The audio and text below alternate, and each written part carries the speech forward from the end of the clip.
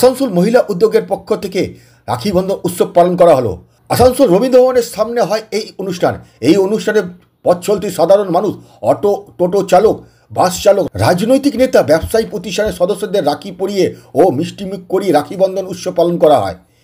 এই রাখি উৎসবের শুভ অনুষ্ঠানে উপস্থিত ছিলেন মন্ত্রী মলয় ঘটকের স্ত্রী সুদেশনা ঘটক।